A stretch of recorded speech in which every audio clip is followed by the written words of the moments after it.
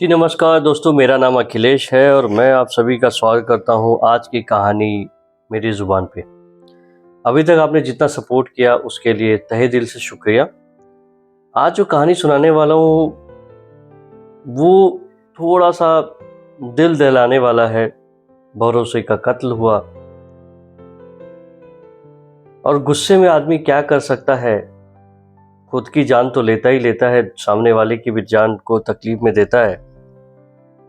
तो आज जो कहानी सुनाने वाला वो है बेंगलोर की न्यू केस जो है। जो चलिए मैं कहानी को सीधे स्ट्रेट मुद्दे पे चलाता हूँ। 21 सितंबर को बेंगलोर के एक जगह पे, जहाँ के बहुत भीड़ भरा वाला इलाका है, मैं आपको वो जगह का नाम नहीं बताऊंगा, तो वहाँ के पड़ोसी अचानक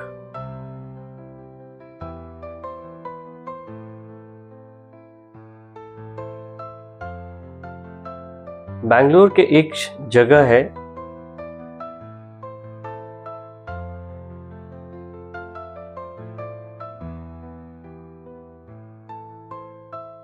ओके। तो 21 सितंबर की बात है। बेंगलोर के एक जगह में एक फ्लैट से बदबू आ रही थी और इसका जो कंप्लेन है, पड़ोसियों ने एक किराएदार, जो मालिक है, किराएदार का एक मालिक है, उनको फ़ोन करके कहता है कि आपके फ्लैट से काफ़ी ज़ोर से बदबू आ रही है। किराएदार को बुलाया जाता है। किराएदार भागते हुए आता है और वो अपने, क्योंकि उसकी 3-4 बिल्डिंग थी, एक बिल्डिंग के अंदर बहुत सारे फ्लैट्स थे, उसमें से एक फ्लैट से बदबू आ रही थी और आसपास के पड़ोसियों का जीना दुश्वार हो चुका था।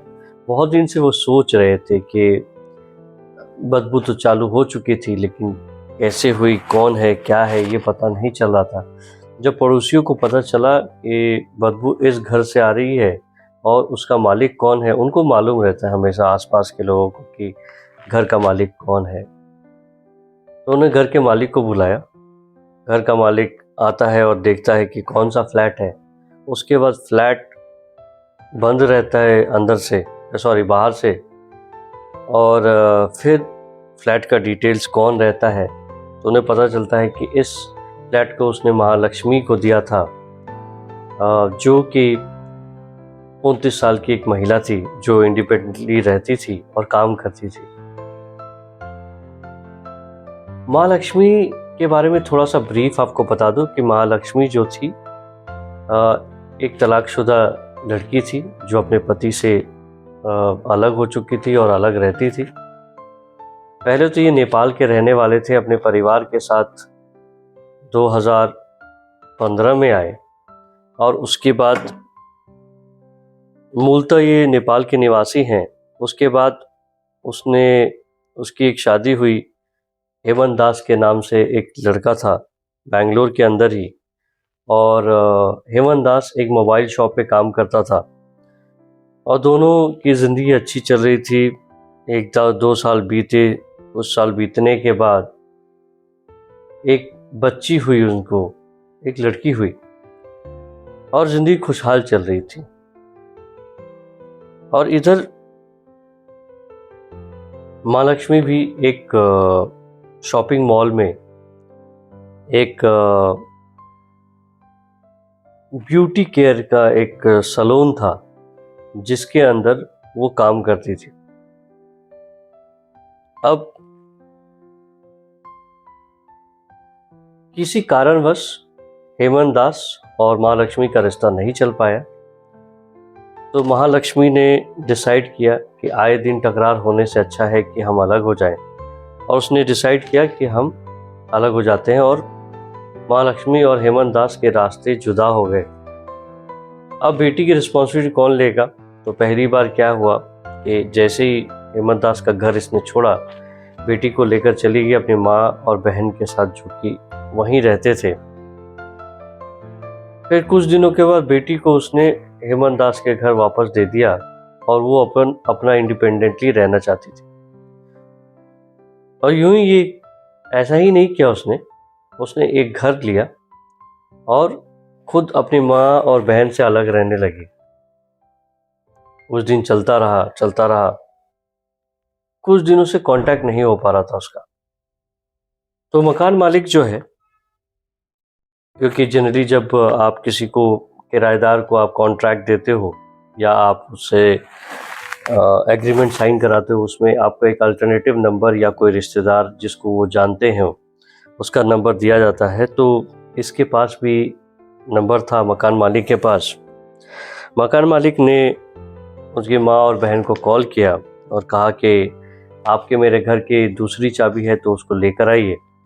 और जैसे ही सुना कि उसकी माँ और बहन ने सुना तो वो भागते हुए आए और चाबी लेकर ही आए।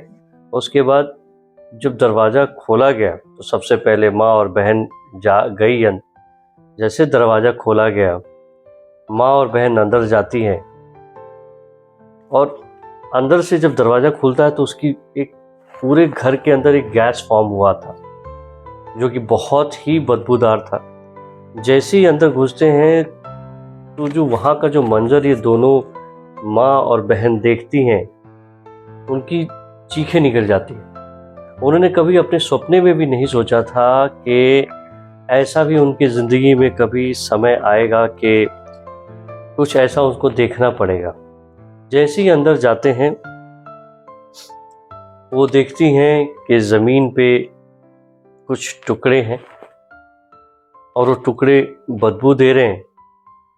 उसके बाद कुछ चींटियां हैं, बहुत सारे कीड़े हैं जो कि रूम के अंदर, और वो कीड़े जो हैं फ्रिज की तरफ जाते हैं। माँ और बहन, पहले तो पुलिस वाले पीछे ही रहते हैं, माँ और बहन पहले अंदर जाती हैं, फिर वो देखते ही फिर वो उल्टे पैर पीछे चली जाती है क्योंकि है तो आखिर महिलाएं। उसके बाद पुलिस वाले को तो काम करना है, तो पुलिस वाले अंदर जाते हैं और जैसे ही वहाँ का मंजर देखते हैं वो भी सन्न रह जाते हैं। वो ये भी सोच नहीं सकते कि क्या था, क्योंकि उन्हें कोई भरोसा ही नहीं था कि कुछ ऐसा हो सकता है, बस अंदेशा था।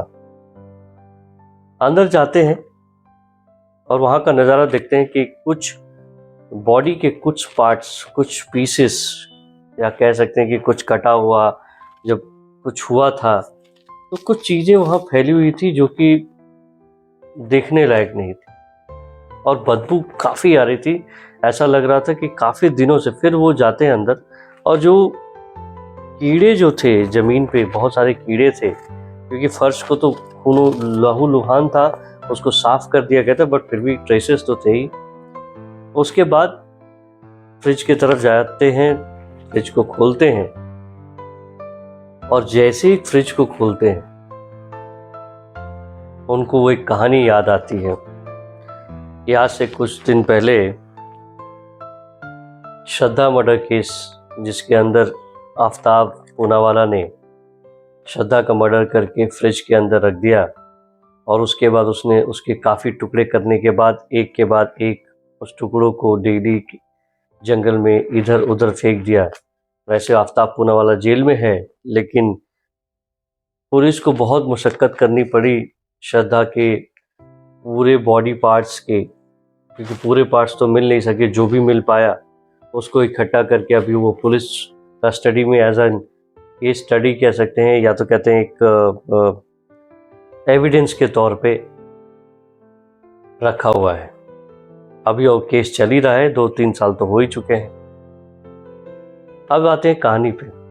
तो ये कहानी मैं क्यों कह रहा हूँ, क्योंकि जिस तरह आफ्ताब पूनावाला ने श्रद्धा का मर्डर किया था, जिस आइडिया से किया था, वही आइडिया यहाँ भी अपनाया गया, लेकिन थोड़ी सी किस्मत ने धोखा दे दी।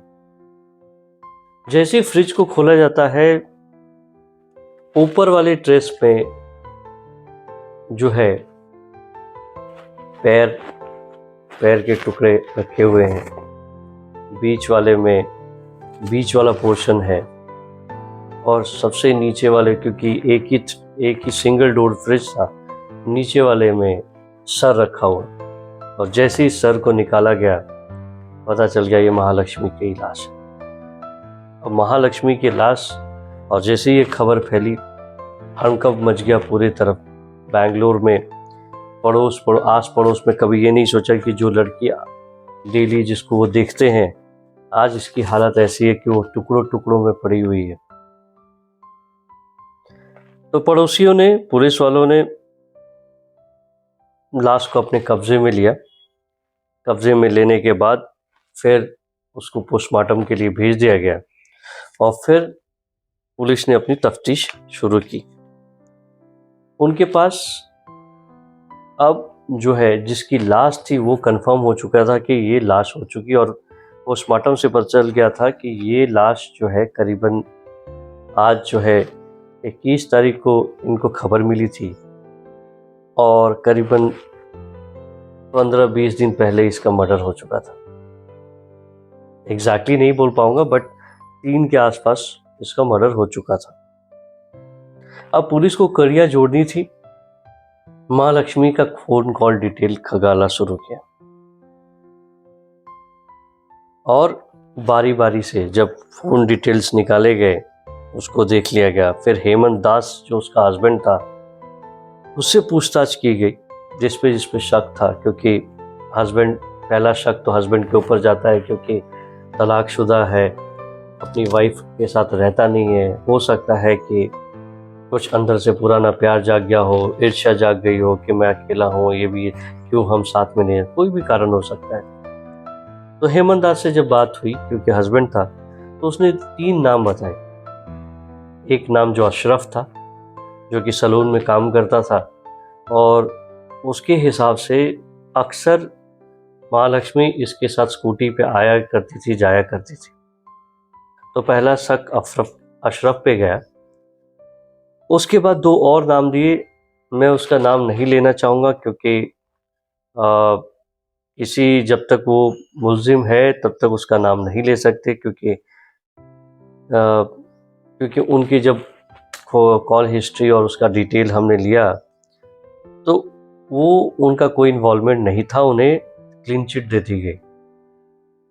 अब पुलिस जो है जहां महालक्ष्मी काम करती है वहां जाती है और वहां के सारे स्टाफ को बुलाती है। जिस शॉप में काम करती है उसके पास जाती है और सारे स्टाफ को बुलाया जाता है और उस पुलिस ने कह दिया कि हम कल आएंगे मिलने के लिए, तो आपने पूरे स्टाफ को ले आइएगा। तो पुलिस जो है जो कॉल डिटेल खंगालती है और आसपास के लोगों से पूछती है तो एक बात पता चलती है कि मुक्ति रंजन का एक छोटा भाई है जो कि यहीं बैंगलोर में रहता है। तो पुलिस उसको ट्रेस करते करते मुक्ति रंजन के भाई के पास पहुंचती है और पूछती है। पहले तो बोलता है कि भाई उड़ीसा चला गया, वहाँ चला गया, यहाँ चला गया। जब पुलिस ने सख्ती से बात पूछी उससे तो उसने सारी बात बता दी कि हाँ भाई आया था और भाई ने कहा कि मैं यहाँ से जा रहा हूँ, मैं अब बैंगलोर छोड़ रहा हूँ, कि तुम भी छोड़ दो। क्योंकि पूछते हैं कि क्यों छोड़ दूँ, बोलता है मुझे बस तुम छोड़ दो, यहाँ मत रहो, बहुत परेशानी होगी तुम लोगों को, तो आप प्लीज़ छोड़ दो।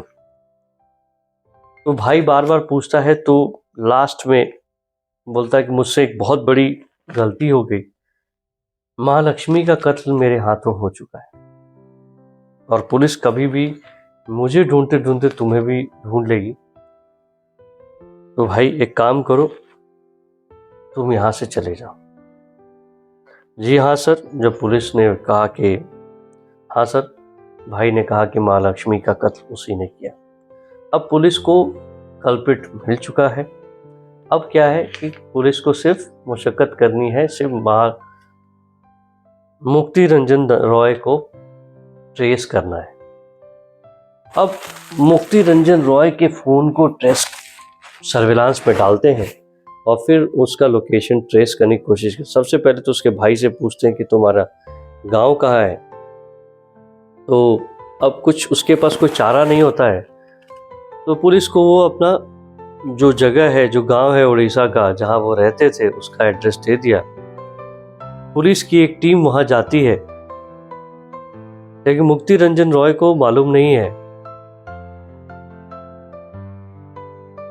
अब मुक्ति रंजन रॉय जो है यहाँ से भाई को बताकर सीधे जाता है उड़ीसा। पहले अपने घर पे जाता है, रात को पहुंचता है, खाना वाना खाता है,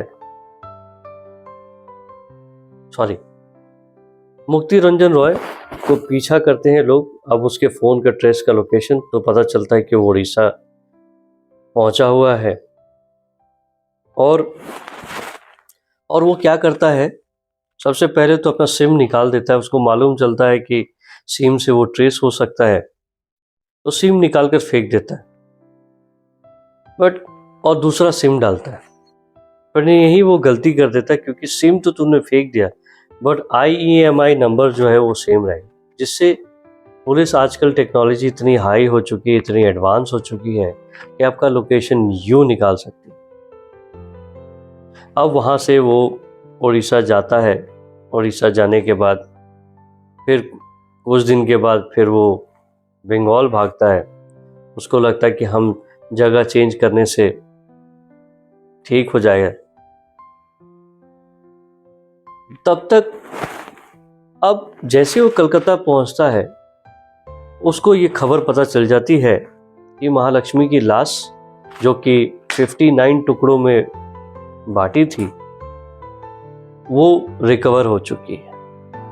और ये खबर मुक्ति रंजन तक भी पहुंची, लेकिन क्योंकि पुलिस ने अभी तक नाम डिस्क्लोज नहीं किया था, तो इसे लगा कि अभी तक कुछ हुआ नहीं। लेकिन अंदर ही अंदर उसको कुछ ना कुछ तो महसूस हो रहा था। अब पूरे स्टाफ को लाइएगा और हम उनसे पूछताछ करें। हुआ भी ऐसे। शॉप के मालिक ने सारे स्टाफ को अल्टीमेटम दिया था, उनको इन्फॉर्मेशन ऑर्डर दी पास की थी कि नेक्स्ट डे करीबन 8-9 बजे के करीब उनको शॉप में आना है और पुलिस के सामने अपना जो बयान है वो दर्ज कराना है। अब अगले दिन जब पुलिस शॉप पहुंचती है, सारे स्टाफ वहाँ खड़े रहते हैं और एक एक करके बयान दिया जाता है।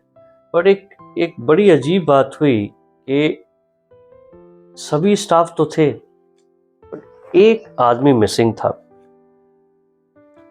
और वो आदमी जो था काफी दिनों से ड्यूटी पे नहीं आ रहा था और उसका नाम था मुक्ति रंजन रॉय।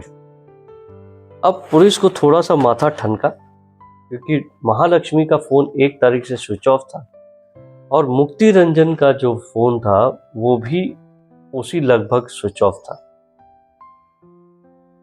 अब सीधे पुलिस जाती है। अब मुक्ति रंजन के तलाश में लोग जुट जाते हैं। जब स्टोरी सुनाई देती है, जब स्टोरी सुनते हैं लोग, तो ऐसा है कि कुछ ना कुछ कड़ियां इन दोनों से जुड़ जाती हैं। अब पुलिस पीछा करती है मुक्ति रंजन दास की। उनका सबसे पहले कॉल डिटेल लेते हैं और सबसे पहले खास जो है कॉल डिटेल जो है वो लेते हैं 1 और 2 तारीख, जिस दिन श्रद्धा का फोन स्विच ऑफ हुआ था। अनफॉर्चुनेटली 2 सितंबर के आसपास जो है, 1 सितंबर को दोनों ने बात की, महालक्ष्मी और मुक्ति रंजन रॉय ने, और उसके बाद 2 तारीख से इन दोनों का फोन स्विच ऑफ है। अब इनका लोकेशन चेक करते हैं, सीसीटीवी कैमरा में ये दिखता है। जब सारे लोकेशन चेक करते हैं, सबके बारे में डिटेलिंग की जाती है, सीसीटीवी कैमरा को खंगाला जाता है, तो क्लियरली देखा जाता है कि 3 तारीख की रात को मुक्ति रंजन रॉय जो है महालक्ष्मी के घर जाता है। इससे शक पुख्ता, क्योंकि उसके बाद कोई भी आता जाता नहीं है। कोई बैग लेकर वो जा रहा है अंदर, रूम के अंदर ट्रॉली बैग था, वो भी लेके जा रहा था। तो पुलिस का मन ऑलरेडी शक जो है ऑलमोस्ट पुख्ता होने के कगार पे था। अब पुलिस मुक्ति रंजन का फोन ट्रेस पे रखती है, सर्वेलांस पे रखती है और देखती है कि कहाँ पे जाता है। तो मुक्ति अभी तक उसको मालूम नहीं है कि पुलिस को पता चल चुका है कि खूनी कौन है, लेकिन बहुत लोगों ने पूछने की कोशिश की कि कौन है, लेकिन पुलिस जो बेंगलुरु पुलिस है उन्होंने सख्त हिदायत दी थी कि आप लोग किसी को जो कल्प्रिट है उसका नाम नहीं बताएंगे। हुआ भी ऐसा, जब तक कि केस खुला नहीं तब तक किसी ने नाम नहीं बताया। तो मुक्ति रंजन को भी लगा कि भैया इस बार वो बच चुका है। और मुक्ति रंजन क्या करता है, उड़ीसा भाग जाता है। सबसे पहले तो यहाँ से भाग के उड़ीसा जाता है, जो कि उसकी जो फ़ोन लोकेशन है उससे पता चल जाता है, पुलिस सर्विलांस में ऑलरेडी डाल चुकी थी। लेकिन मुक्ति रंजन क्या करता है, जैसे बंगाल पहुँचता है, सॉरी, जैसे ही वो उड़ीसा पहुँचता है, उड़ीसा पहुँचने के बाद पहले तो वो अपने घर जाता है। घर जाने के बाद किसी को कुछ बताता नहीं है, और सबसे पहले कट सो पुलिस फ़ोन कॉल डिटेल खंगालती है और फिर चेक करती है कि इसके मुक्ति रंजन दास के कौन कौन रिश्तेदार हैं। तो पता चलता है कि उसका बेंगलोर से करीबन 5 टीमें उड़ीसा की तरफ रवाना होती है मुक्ति रंजन को पकड़ने के लिए। तो मुक्ति रंजन के गांव जाती है, फिर उसके बारे में तहकीकात करती है। तो लोग कहते हैं कि कुछ दिन पहले तो आया था, अब वो फिर वापस कहाँ चला गया पता नहीं। पुलिस उसको ट्रेस कर रही थी, और ट्रेस करते करते पता चला कि अभी वो कलकत्ता में है। तो पुलिस कलकत्ता उसका पीछा करने चली जाती है। इतनी देर में मुक्ति रंजन वापस उड़ीसा आता है, रात के घर पहुंचता है, अपना लैपटॉप सब रखता है, खाना वाना खाता है, माँ बाप से मिलता है। फिर भी वो कुछ भी नहीं बताता। माँ बाप को भी कुछ नहीं मालूम कि उसके बेटा एक कातिल है और उसके तलाश में पुलिस आई हुई है। रात को खाना वाना खाते हैं, परिवार से बातें करता है, उसके बाद सो जाता है। सुबह 4 बजे के करीब चुपके से उठता है, अपना बैग लेता है, लैपटॉप लेता है, सब कुछ लेता है। उसके बाद अपने पापा की बाइक को उठाता है, रात को 4 बजे, भोर में 4 बजे एक वहां से 3-4 किलोमीटर गाड़ी चलाता है और एक जंगल के पास जाता है। फिर पता नहीं उसका क्या होता है। फिर सुबह सुबह जब लोग उधर से गुजरते हैं तो किसी को लटकता हुआ देखते हैं। अब जो है, अब जैसे हड़कंप मच गया भाई, कोई पेड़ के ऊपर फांसी लगा लिया है। और तो अभी तो आनन फानन में वो पुलिस को खबर करते हैं। पुलिस, क्योंकि ऑलरेडी बेंगलोर की पुलिस वहीं थी, तो भागते हुए आती है। और जब उसे देखते हैं तो, और जब उसका पूरा डिटेल जो कि, क्योंकि बैग वहीं पड़ा था, लैपटॉप भी वहीं था और एक डायरी भी पड़ी थी, उसका आधार कार्ड सब कुछ पड़ा था, तो पुलिस को पता चल जाता है कि ये मुक्ति रंजन दास है जिसने अपनी जीवन लीला समाप्त कर दी है। अब जीवन लीला समाप्त करने के बाद जब मुक्ति रंजन राय की पूरे सामान को खंगाला गया तो उसमें से एक डायरी मिली जिसमें एक नोट था, क्योंकि उसने एक सुसाइड नोट लिखा था और उसमें लिखा था कि हाँ, मेरे ही हाथों माँ लक्ष्मी का कत्ल हुआ, हाँ मैंने ही कत्ल किया, बट ये कत्ल जो हमसे हुआ अनजाने में हुआ, गुस्से में हुआ, क्योंकि 3 तारीख की रात को मेरा और महालक्ष्मी का झगड़ा हुआ था और बात विवाद इतनी बढ़ गई थी कि हम दोनों में हाथापाई हो चुकी, और हाथापाई में मुझे बहुत गुस्सा आया और मैंने जोर से उसका सर गुस्से में मार दिया। सर किसी चीज़ से मैंने बहुत जोर से उसके सर पे मारा और वो वहीं मर गई। मुझे लगा मर गई और हुआ भी ऐसा ही।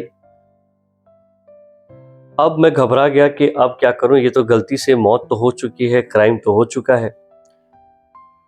तो और मैं घबरा के मैंने क्या किया कि मैंने उस लाश के 59 टुकड़े किए और फिर उसको फ्रिज में डाला और मैं वहाँ से निकल गया। सोचा, क्योंकि मैं इसको डंप करना चाहता था, जो ट्रॉली बैग था मैं उसमें लेकर इसको डंप करना चाहता था, लेकिन क्योंकि भीड़ भाड़ वाला इलाका था मैं नहीं कर पाया और मैंने उसको फ्रिज के अंदर ही छोड़कर फिर मैं चला गया। मैं जानता हूँ मैंने गलती की है और इसकी कोई माफ़ी नहीं है, इसलिए मैं अपनी जीवन लीला समाप्त करता हूँ। अब पुलिस को एविडेंस मिल चुका था, पुलिस को कल्प्रिट जो था जिसने कत्ल किया था माँ लक्ष्मी का वो भी मिल चुका था। तो डायरी पढ़ने के बाद पुलिस को पूरा माजरा समझ में आ गया और ये केस क्लोज हो चुका है, क्योंकि अब जिसने कत्ल किया था वो, और काश पुलिस एक दिन पहले वहाँ से नहीं जाती, क्योंकि कलकत्ता चली गई और कलकत्ता से वापस आने में इतने में मुक्ति ने अपना जीवन लीला समाप्त कर दी। यदि काश वो एक दिन पहले आते तो मुक्ति को रंगे हाथों जीवित पकड़ सकते, शायद जेल में डाल दे तो अपनी जान नहीं गंवाता।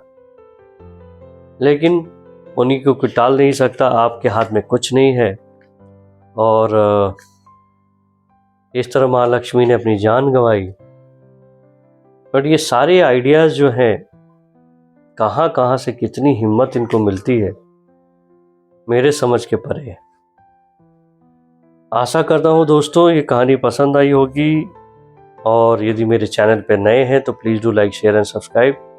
थैंक यू फॉर बीइंग, अभी तक आप हैं, इसके लिए धन्यवाद।